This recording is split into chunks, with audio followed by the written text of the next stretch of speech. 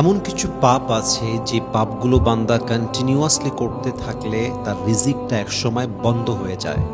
রিজিকের দরজাটা ক্লোজ হয়ে যায় এমনভাবে যে রিজিকের দরজা যদি একবার ক্লোজ হয়ে যায়, এটা খোলা বড্ড কঠিন হয়ে যায়। রিজিকের বরকতটা কমে যায়, রিজিকটা হারিয়ে যায়।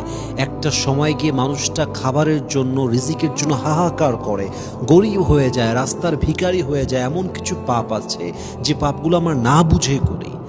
আমরা যে পাপগুলো করছি, we haven't any kind of realization about it, কিন্তু আমরা কন্টিনিউয়াসলি এই পাপগুলো করেই যাচ্ছি।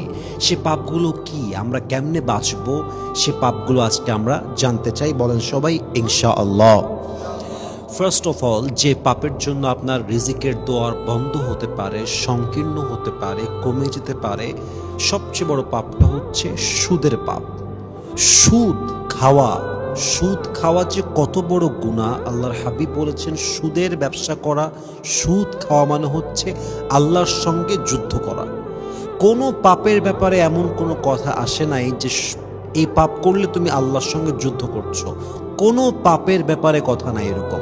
কিন্তু সুদই এমন একটা গুনাহ যে পাপের ব্যাপারে আল্লাহর হাবিব বলেছেন সুদ যে খায় সে আল্লাহর সঙ্গে যুদ্ধ ঘোষণা করে দেয়। কত বড় মারাত্মক পাপ, জাস্ট চিন্তা করেন।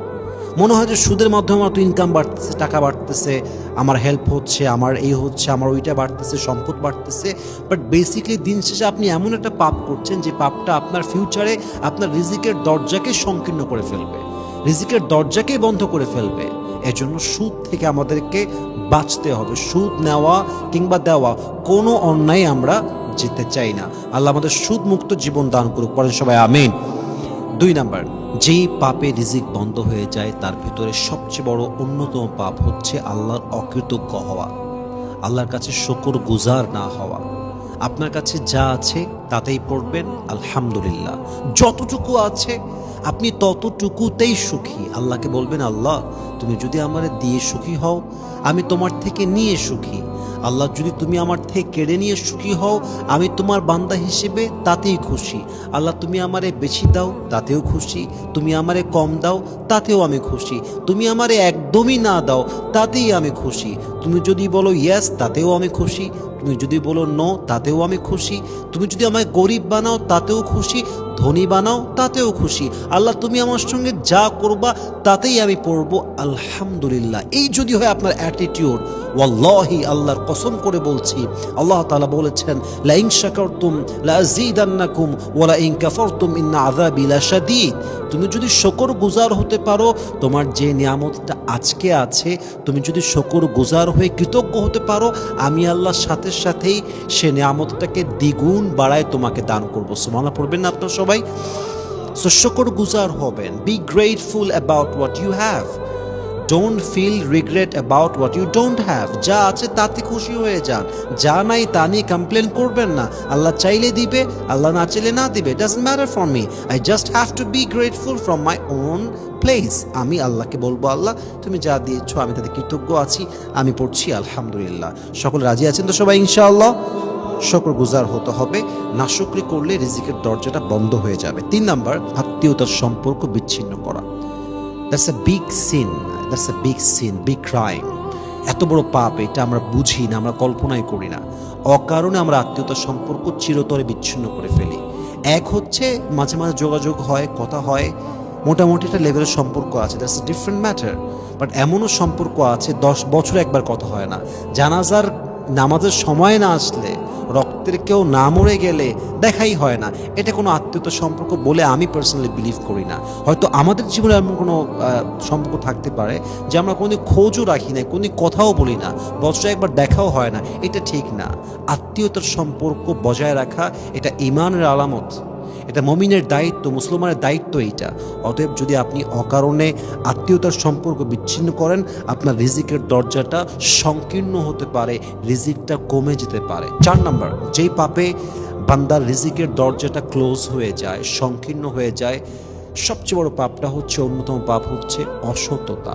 মানে কি বলবো এটাকে, আপনার ভিতরে অনেস্টি নাই, লয়্যালটি নাই, কথা 10টা কইলে 9টাই মিথ্যা। এটা তো আপনার ভিতরে সততা নেই, আপনি তো অসৎ মানুষ। সততা যার ভেতরে আছে, ইনকাম তার কম হলেও রিজিকে তার বরকত হয়। আপনারা কি খেয়াল করেছেন ইমামের বেতন কিন্তু খুবই কম হয়। ইমাম, খতিব, মাদ্রাসার খেদমত যারা করে মোটামুটি বেতন অনেকই কম বলতে গেলে, তবুও তারা অনেকটা হ্যাপি। আল্লাহ তাদের রিজকে বরকত দিয়েছে, কারণ ওদের মধ্যে কোনো হারাম নাই, সুদ নাই, ঘুষ নাই, কারো মেরে খায় না, চাঁদাবাজি করে খায় না। অতএব মাথায় রাখবেন, যদি আপনার মাঝে সততার ইনকাম থাকে, সৎ পথে আপনি থাকতে পারেন, আপনার রিজিক ঠিক থাকবে। যদি আপনি বেঈমান হন, বাটপারি করেন, মানুষের টাকা মেরে খান, মানুষের থেকে টাকা মেরে ছিনায় নেন, এটার কোনো বরকত নাই। একটা সময় গিয়ে আপনার রিজিকের দোয়ারটা সংকীর্ণ হয়ে যাবে। আল্লাহ আমাদের সবাইকে এই সমস্ত অসৎ পথ থেকে বাঁচায় রাখুক। পরের সবাই আমিন। 5 নাম্বার, যে বান্দা সালাত আদায় করে না, অবহেলা করে, যার নামাজ অবহেলা আছে, তার রিজিকে কোনো বরকত থাকে না। নামাজ যার ঠিক আছে, রিজিক তার কম হলেও আল্লাহ ওইটাকে পোষায় দেয়। আর যদি নামাজে ঠিক না থাকে, নামাজ অবহেলা করে, তার কাছে অনেক থাকলেও তার মনটা সংকীর্ণ হয়ে যায়। দেখবেন যে নামাজ নাই, রোজা নাই, আল্লাহর সঙ্গে সম্পর্ক নাই, তার আছে অনেক, কিন্তু ওর মুখের মধ্যে আপনি মুচকি হাসি দেখবেন না। কারণ নামাজি যে হবে না, তার প্রয়োজনটাকে আল্লাহ বাড়ায় দিবে। আর যে নামাজি হবে, তার প্রয়োজনটাকে আল্লাহ কমায় দিবে, সে অল্পতেই খুশি হয়ে যাবে। আর যে নামাজি হবে না, তার কাছে অনেক কিছু থাকলেও তার ভেতরে ফিল হবে যে আই হ্যাভ নাথিং, আমার হয়তো বা কিছুই নাই। দেখবেন সে নাখুশ, তার মনে খুশি নাই, মুখে কোনো মুচকি হাসি নাই, সারাদিন টেনশন, চাপ, চিন্তা। রিজিকের কম হওয়া মানেই যে শুধু টাকা পয়সা কম হবে তা নয়, আপনার মনে সুখ থাকবে না। মনের সুখটাও কিন্তু রিজিক। আপনি যে মুচকি হাসছেন, এটাও আপনার রিজিক। আপনি যে বেঁচে আছেন, এটাও আপনার রিজিক। আপনি যে সম্মান নিয়ে বেঁচে আছেন, এটা রিজিক। আপনি যে সুস্থ আছেন, এটাও আপনার রিজিক।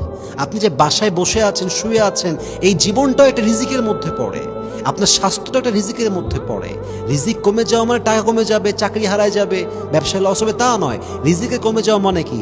আপনার সন্তান অসুস্থ হয়ে যাবে, আপনার স্বাস্থ্য নষ্ট হয়ে যাবে, আপনার মন খারাপ হয়ে যাবে, আপনার লাইফটা সুন্দর হবে না, মনে খুশি থাকবে না, কৃতজ্ঞতা বোধ থাকবে না, আপনার মনের যেই স্থির ভাবটা এটা হারায় যাবে। এটাও রিজিকের মধ্যে শামিল। তাহলে আপনি যদি অসৎ হন, চিটিং করেন, নামাজে মন না দেন, আল্লাহকে সময় না দেন, নামাজে ইবাদতে মন না থাকে, আপনার রিজিকে বরকত থাকবে না। রিজিকটা একটা সময় গিয়ে হারিয়ে যাবে, বরকত উঠে যাবে, সংকীর্ণ হয়ে যাবে। একটা সময় গিয়ে গুনাহ করতেই থাকলে রিজিকের দরজাটা পার্মানেন্টলি এমনভাবে ক্লোজ হয়ে যাবে যে আপনি পথের ভিখারি হতে আপনার সময় লাগবে না।